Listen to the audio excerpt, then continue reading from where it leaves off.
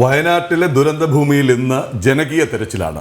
ആ ജനകീയ തെരച്ചിലിന് നേതൃത്വം നൽകാൻ സർവ്വസജ്ജമായി നിൽക്കുകയാണ് സേവാഭാരതി. സർക്കാർ ഔദ്യോഗികമായി തിരച്ചിൽ അവസാനിപ്പിക്കുന്നത് വരെ സേവാഭാരതി പ്രവർത്തകർ ദുരന്ത മേഖലയിൽ മുഴുവൻ സമയം ദൗത്യങ്ങളുമായി നിലയുറപ്പിക്കും. ചൂരൽമലയിൽ നിന്നും മിഥുൻ മുരളി തയ്യാറാക്കിയ റിപ്പോർട്ട് കാണാം. നമുക്ക് ദുരന്തമുഖത്ത് സൈന്യത്തോട് തോളോട് തോൾ ചേർന്ന് എല്ലാ പ്രവർത്തനങ്ങൾക്കും മുൻപന്തിയിൽ തന്നെ സേവാഭാരതി ഉണ്ടായിരുന്നു. സേവാഭാരതിയുടെ പ്രവർത്തനങ്ങൾ ദുരന്ത പ്രദേശത്തിന്റെ വിവിധ ഭാഗങ്ങളിൽ നമ്മൾ കണ്ടതാണ്. തിരച്ചിൽ നടക്കുന്നിടത്തും ദുരിതാശ്വാസ ക്യാമ്പുകളിലും മൃതദേഹങ്ങൾ ലഭിക്കുമ്പോൾ അത് സംസ്കരിക്കുന്നതിനുള്ള നടപടികളുമൊക്കെയായി സേവാഭാരതി കഴിഞ്ഞ 10 ദിവസമായി സജീവമായിരുന്നു. മാനവസേവ മാധവസേവ എന്ന ആപ്തവാക്യം അതിൻ്റെ സാക്ഷാത്കാരത്തിലേക്ക് വരുത്തിവെക്കുന്ന ആ സേവാഭാരതിയുടെ പ്രവർത്തനങ്ങളായിരുന്നു നമ്മൾ ഈ ദുരന്തഭൂമിയിൽ നിന്നും കണ്ടിരുന്നത്. ഇന്ന് ജനകീയ തിരച്ചിൽ നടക്കുകയാണ്. ക്യാമ്പുകളിൽ കഴിയുന്നവരെയും അവരുടെ ബന്ധുക്കളെയും ഉറ്റവരെയും ഉടയവരെയും നഷ്ടപ്പെട്ട് ഇവരെ ഈ തകർന്നടിഞ്ഞു കിടക്കുന്ന വീടുകളുടെ ഭാഗങ്ങളിലേക്ക് മുഖമെത്തി തെരച്ചിൽ നടത്താൻ സന്നദ്ധത അറിയിച്ചിരിക്കുന്ന ആളുകളെയും ഒക്കെ ഉൾപ്പെടുത്തിക്കൊണ്ടുള്ള ആ തെരച്ചിലിൽ അവരോടൊപ്പം ചേർന്നുകൊണ്ട് അവർക്ക് നേതൃത്വം നൽകിക്കൊണ്ട് ഇന്ന് സേവാഭാരതിയും സജീവമുണ്ട്. സേവാഭാരതിയുടെ പ്രവർത്തകരെല്ലാം ഇവിടെ അണിനിരന്നിരിക്കുകയാണ്. ഇനി ഏതാനും സമയത്തിനുള്ളിൽ തന്നെ അവിടെ ആ മുണ്ടക്കയിലേക്കും പുഞ്ചിരിവട്ടത്തേക്കുമൊക്കെ കടക്കും. അതിനെല്ലാം സർവ്വസജ്ജമായിട്ട് എല്ലാ ഉപകരണങ്ങളും അതിനുവേണ്ട സൗകര്യങ്ങളുമെല്ലാം ആയിട്ട് അണിനിരക്കുന്ന സേവാഭാരതി പ്രവർത്തകരെയാണ് നമ്മൾ കാണുന്നത്. നേതൃത്വത്തിലുള്ള ആളുകളും കൂടെയുണ്ട്. ഏതൊക്കെ കേന്ദ്രങ്ങൾ കേന്ദ്രീകരിച്ചുകൊണ്ടുള്ള ഒരു പ്രവർത്തനമായി ഒരു തെരച്ചിലിനായിരിക്കും സേവാഭാരതി ഇന്ന് ഈ ജനകീയ തെരച്ചിലിൽ പങ്കാളിയാവുക? ഒപ്പം തന്നെ നമ്മൾ കഴിഞ്ഞ ദിവസങ്ങളിൽ നടത്തിയിരുന്ന പ്രവർത്തനങ്ങളെല്ലാം കണ്ടതാണ്. അതിനെപ്പറ്റി കൂടിയുള്ള ഒരു വിലയിരുത്തൽ. നമ്മളെ സംബന്ധിച്ച് നമ്മളിന്ന് കുറച്ച് ദിവസങ്ങളായിട്ട് NDRF ടീമിൻ്റെ ഒപ്പമാണ് നമ്മളുടെ തെരച്ചിൽ. ഇപ്പോൾ NDRF നിർദ്ദേശിക്കുന്നതനുസരിച്ച് അവരുടെ ഒപ്പം പോയിട്ട് അവർ പറയുന്ന സ്ഥലങ്ങളിലാണ് നമ്മൾ തെരച്ചിലിൽ പങ്കെടുക്കുക. മിക്കവാറും നമ്മുടെ ഈ പുഞ്ചിരിവട്ടം, ചൂരൽമല, അതുപോലെ തന്നെ മുണ്ടക്കൈ, അങ്ങനെയുള്ള പ്രദേശങ്ങളിൽ അതോടൊപ്പം ഇവർ പറയുന്ന സ്ഥലങ്ങൾ മെയിനായിട്ട് അവരുടെ ഒപ്പം തന്നെ നിന്നിട്ടാണ് അവർ പറയുന്ന സ്ഥലം ഏതാണോ അവിടെയാണ് നമ്മളുടെ ആളുകൾ സർവ്വസന്നദ്ധരായിട്ട് പോകുന്നത്. നമ്മളുടെ കയ്യിലുള്ള അത്യാവശ്യം ആയുധങ്ങളും സാധനങ്ങളൊക്കെ ആയിട്ട് പോകുന്നു. അപ്പോൾ അവരെന്താവശ്യപ്പെടുന്നു അത് നമ്മൾ ചെയ്തു കൊടുക്കുന്നു. നമ്മൾ ശരാശരി എല്ലാ ദിവസവും തന്നെ ഒരു 50ഓളം സേവകർ ഇവിടെ സേവ ചെയ്യുന്നുണ്ട്. പിന്നെ അത് ഒപ്പം തന്നെ പുറത്ത് നമ്മുടെ ക്യാമ്പുകൾ കേന്ദ്രീകരിച്ചിട്ട് നമ്മളുടെ സേവാപ്രവർത്തകർ ഇഷ്ടംപോലെ സേവ ചെയ്യുന്നു. കമ്മ്യൂണിറ്റി കിച്ചണിൽ ആവറേജ് എല്ലാ ദിവസവും ഒരു 15-20 സേവകർ അവിടെ സേവ ചെയ്യുന്നുണ്ട്.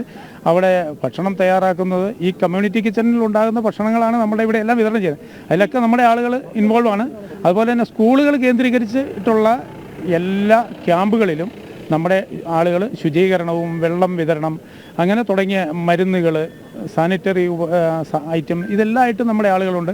അതുപോലെ തന്നെ ഹോസ്പിറ്റലുകളിൽ അഡ്മിറ്റായിട്ടുള്ളവർക്ക് വേണ്ട സഹായങ്ങളായിട്ടുള്ളത്, പിന്നെ ക്യാമ്പുകളിൽ നിന്ന് തിരിച്ച് വീടുകളിലേക്ക് പോകുന്നവർക്ക് അവർക്ക് വേണ്ട ഭക്ഷണം, വസ്ത്രം, മറ്റുള്ള എല്ലാ സൗകര്യങ്ങളുമായിട്ട് ശരാശരി ഒരു ദിവസം 300-350 പ്രവർത്തകർ ഈ മേഖലയിൽ നമ്മൾ കർമ്മനിരതരാണ്.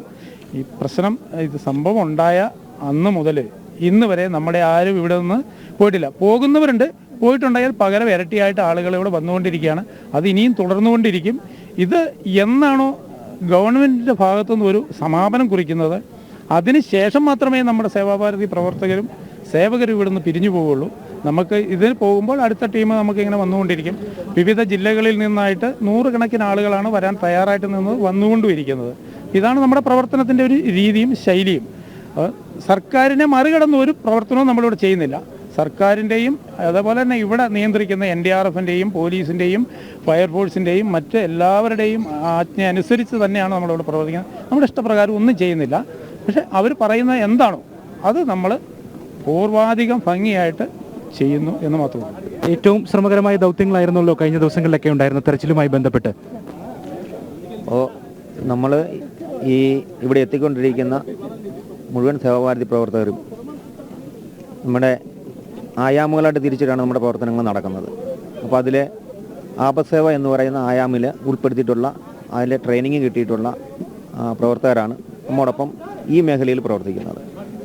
അപ്പോൾ പറഞ്ഞു, ഇപ്പോൾ നമ്മളെ രാമചന്ദ്രൻ ചേട്ടൻ പറഞ്ഞു, നമ്മുടെ സ്കൂളുകൾ കേന്ദ്രീകരിച്ചിട്ടുള്ള പ്രവർത്തനത്തിൽ നമ്മൾ സ്കൂളിൽ ഈ അപകടത്തിൽ മരണപ്പെട്ടിട്ടുള്ള അല്ലെങ്കിൽ മാതാപിതാക്കളെ നഷ്ടപ്പെട്ടിട്ടുള്ള കുഞ്ഞുങ്ങളുണ്ട്. ഈ കുഞ്ഞുങ്ങൾക്ക് കൗൺസിലിംഗ് അടക്കം ഉള്ള സംവിധാനങ്ങളാണ് സേവാഭാരതി ചെയ്തുകൊണ്ടിരിക്കുന്നത്. അപ്പോൾ അതിനുവേണ്ടി നമ്മൾ പ്രത്യേക ഡോക്ടർമാർ അടങ്ങുന്ന ടീമുകൾ ഈ കൗൺസിലിങ്ങും അതുപോലെ വിവിധ തരങ്ങളായിട്ടുള്ള പ്രവർത്തനങ്ങളാണ് ചെയ്യുന്നത്. ഇപ്പോൾ നമ്മൾ ഇവിടെ നമ്മുടെ ഉദ്യോഗസ്ഥർ, ചേട്ടൻ പറഞ്ഞ പോലെ നമ്മൾ ഉദ്യോഗസ്ഥർ എന്ത് നിർദ്ദേശിക്കുന്നു അതാണ് നമ്മൾ ചെയ്തുകൊണ്ടിരിക്കുന്നത്. എങ്ങനെയുണ്ട് പ്രവർത്തനങ്ങൾ? ഇനി അടുത്ത ദിവസങ്ങളിലും സർക്കാർ അറിയിക്കുന്നവരെ മുന്നോട്ട് പോകും എന്ന് തന്നെയാണ് അറിയിച്ചിരിക്കുന്നത്. പ്രവർത്തകർ ഇവിടെ തന്നെ നിലയുറപ്പിക്കും എന്നും പറഞ്ഞു.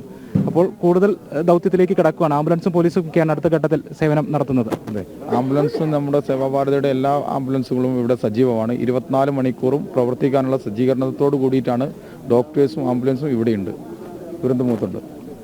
എല്ലാ പ്രദേശങ്ങളിലും, അത് തിരച്ചിൽ നടക്കുന്ന പ്രദേശമായിക്കോട്ടെ, ദുരിതാശ്വാസ ക്യാമ്പുകളായിക്കോട്ടെ, ശ്മശാനം അടക്കം ചെയ്യുന്നതിനാവശ്യമായിട്ടുള്ള ക്രമീകരണങ്ങൾ, മെഡിക്കൽ സൗകര്യങ്ങൾ, അങ്ങനെ ഈ ദുരന്ത പ്രദേശത്ത് മേഖലയിൽ ഇവിടുത്തെ ആളുകളെ തോളോട് തോൾ ചേർത്തിക്കൊണ്ട് അവർക്ക് കരുതൽ നൽകിക്കൊണ്ട് അവർക്ക് അതിജീവനത്തിന് ആത്മവിശ്വാസം നൽകിക്കൊണ്ട് സേവാഭാരതി പ്രവർത്തകർ ഇവിടെയുണ്ട്. അത് വലിയൊരു ആശ്വാസമാണ്. ഈ ദുരന്തഭൂമിയിൽ നിന്നും നമുക്ക് കാണാൻ കഴിയുന്ന ചില ആശ്വാസകരമായിട്ടുള്ള ചില കാര്യങ്ങളുണ്ടാകും. അത്തരത്തിൽ ഒന്ന് തന്നെയാണ് ഈ നല്ല മനുഷ്യരുടെ, സേവാഭാരതി പ്രവർത്തകരുടെ പ്രവർത്തനം.